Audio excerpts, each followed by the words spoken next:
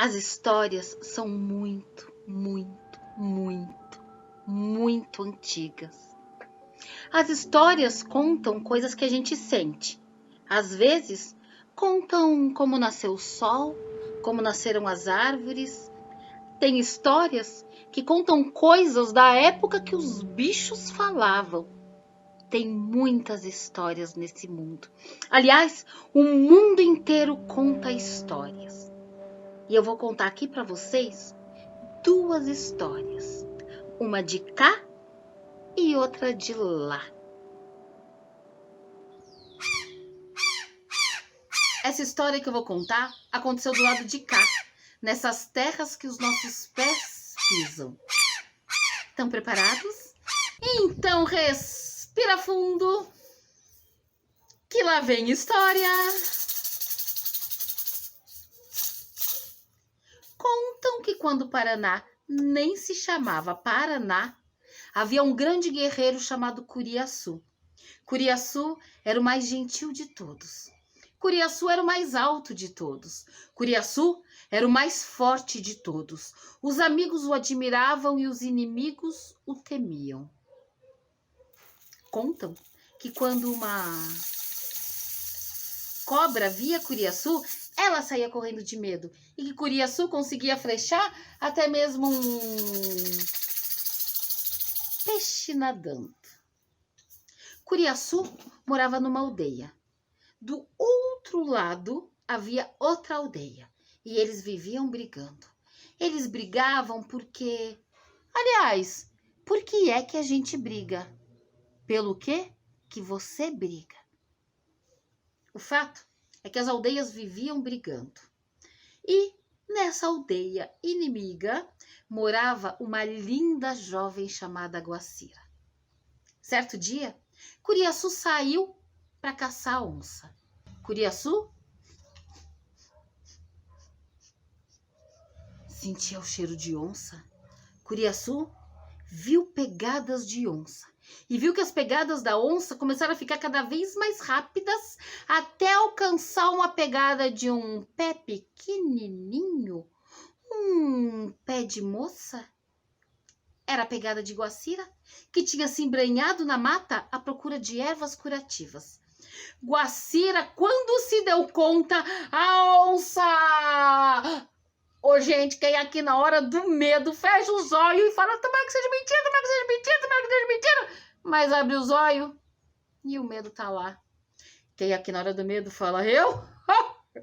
Eu tenho medo não, eu sou corajoso, tenho medo de nada não. Mas quando vê uma barata...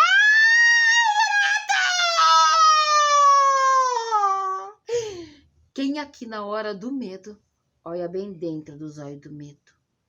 Bem assim, ó. Olha no meinho dos olhos do medo e diz: Mãe!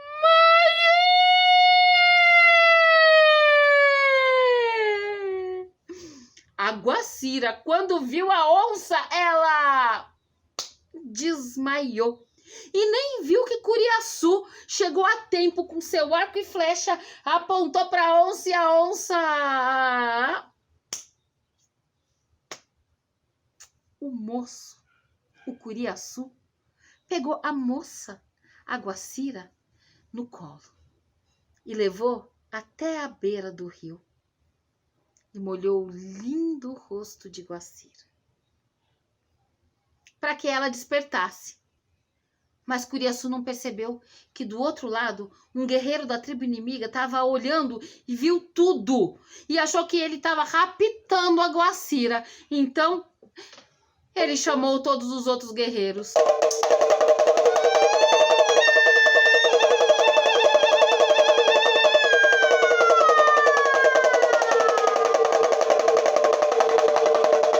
Todos os guerreiros da tribo inimigo vieram. Todos vieram e cercaram Curiaçu. Cercaram e atiraram as suas flechas em Curiaçu. Curiaçu, sem ter como escapar, correu, sem se dar conta que da cintura para cima ele estava todo flechado. Sem forças, Curiaçu caiu ali mesmo e pediu para que Guacira o enterrasse. de uma tal forma que os seus inimigos não encontrassem nem mesmo uma gota de sangue sua. Dizem que ali, aonde Curiaçu foi enterrado, nasceu uma grande árvore, com o tronco da cor do corpo de Curiaçu, linda, enorme, e que parece que seus galhos são flechas enterradas no tronco.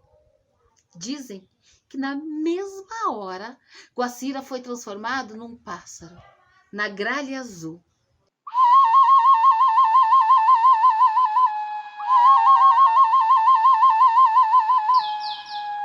É por isso que a gralha vive enterrando o pinhão.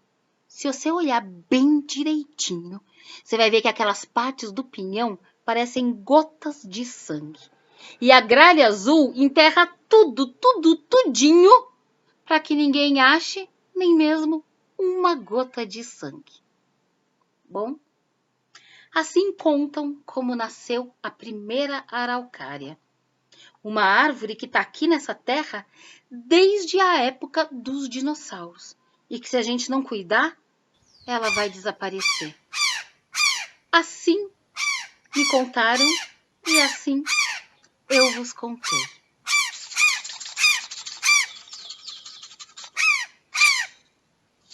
A história que eu vou contar aconteceu do lado de lá, numa terra onde meus pés nunca pisaram, mas que quando eu ouço as histórias, meu coração e minha alma voam.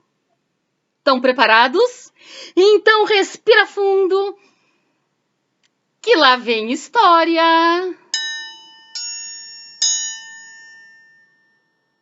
Contam que na China, num pequeno vilarejo há muito tempo atrás, moravam dois irmãos, Futsu e Fuli.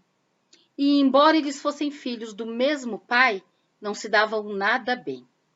Cada qual tinha o seu pedaço de terra. Futsu era bom trabalhador e Fuli também era. As terras de Futsu iam de vento em popa. Ele plantava um monte e colhia um monte. Aí tinha bastante sementes, para plantar mais ainda e colher mais ainda, e plantar mais ainda e colher mais ainda. Já as terras de Fuli iam de mal a pior.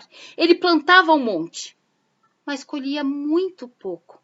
Aí tinha poucas sementes. Plantava menos, colhia menos, e plantava menos ainda e colhia menos ainda. Até que um dia, sem nenhuma semente, Fuli olhou para sua família, olhou para suas terras, olhou para dentro de si mesmo e pensou o que é que ele ia fazer. Se não plantar, como é que alimenta a família? E agora? Quem poderá me ajudar? E lembrou do irmão que tinha tanta semente, mas tanta semente, que nem conseguia plantar todas. Fuli foi até a casa de Futsu, pedir algumas sementes emprestadas, ou pelo menos um punhadinho de arroz. Mas Futsu olhou para o irmão e não deu um grão de arroz que fosse. Ô, gente, vocês já viram o tamanho de um grão de arroz? E Futsu ainda disse: Ora, Fuli, e o que fizeste com a sua plantação? Não venha me dizer que você plantou, mas teve uma péssima colheita, porque eu já cansei das suas desculpinhas. De mim não terás nenhuma ajuda. Tenho culpa que minhas terras são mais prósperas. E a cunhada ainda chamou e disse: Fuli, toma aqui pra você um punhadinho de arroz cozido. Fuli voltou com um arroz cozido na mão. E como não tinha mais nada para plantar, plantou o arroz cozido mesmo. E deixou que o tempo fizesse o seu papel. Porque o tempo, ele sempre passa. E não é que aonde Fuli tinha plantado o arroz cozido, nasceu uma árvore grande, a mais alta de todas da vizinhança, com um fruto enorme e dourado. Quando Fuli viu que era época de colher o fruto, ele foi pegar e mal colocou a mão na árvore, apareceu um pássaro enorme de penas douradas, que olhou para Fuli e disse: Fuli, vejo que você cuidou muito bem da minha árvore, pois eu lhe darei uma recompensa. E disse para Fuli subir as suas costas. E ele alçou voo, subiu, que lá de cima dava para ver como o mar é grande. E subiu, que lá de cima dava para ver que a terra é redonda. E subiu, até que pousaram na Ilha do Sol, uma ilha toda feita de ouro. Fuli, pegue quanto ouro você quiser e eu aguentar, mas não demore, porque logo o sol nascerá e toda a ilha queimará. Fuli pegou uma grande pepita de ouro numa mão e outra na outra, e eles voltaram. Com o dinheiro da pepita de ouro, Fuli contratou bons trabalhadores, comprou um bom maquinário e as terras só prosperaram. A cidade era pequena, todos ficaram sabendo, e Futiçu, que sabia um pouquinho mais como o irmão, tinha aquela pequena fortuna. Ora, Fuli, vejo que finalmente suas terras estão prosperando, parabéns. Mas como fizeste essa fortuna? Há pouco tempo atrás não tinha dinheiro para comprar um grão de arroz. Não vai me dizer que passou a perna em alguém, Fuli? E Fuli contou tudo, do arroz cozido, da árvore, do pássaro de penas douradas, da Ilha do Sol e das pepitas de ouro. Futiçu voltou para casa e vocês devem até imaginar o que ele fez. Pegou um punhado de arroz cozido e plantou. E deixou o tempo fazer o seu trabalho. Porque o tempo sempre passa. E o tempo passou. A árvore nasceu tal e qual Fuli tinha contado. Deu grandes frutos dourados e quando chegou a época da colheita, o pássaro dourado apareceu. Apareceu e disse para Futiçu: Futiçu, vejo que como seu irmão você também é dedicado ao trabalho, pois eu lhe darei a recompensa. E pediu para que Futiçu subisse as suas costas. E vocês já sabem, eles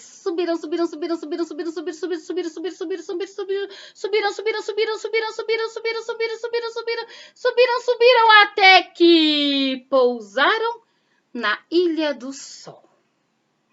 O pássaro então disse: Futiçu, pegue quanto ouro você quiser e eu aguentar, mas não demore, porque logo o sol nascerá e toda a ilha queimará.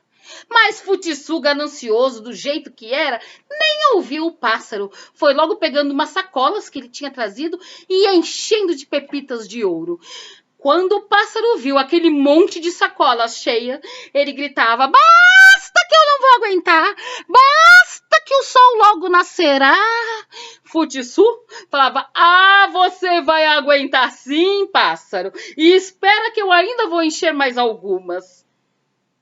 E bem naquele momento, o sol nasceu.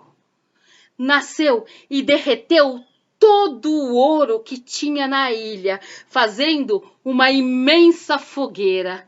E tudo e todos que estavam na ilha foram transformados em pó. Dizem que é por causa da história de Futiçu e Fuli que nasceu um antigo provérbio chinês: o calor da ambição reduz a cinzas a vida humana. Agora me conte, você, se fosse até a Ilha do Sol, quanto você ia pegar de ouro? O que é que você ia fazer com esse ouro? Se você gostou dessas histórias, conta elas por aí, assim elas não morrem. E a gente conta para um, que conta para outro, que conta para outro, que conta para outro, que contou para outro e que contou para a gente. E assim a gente mantém as histórias sempre vivas.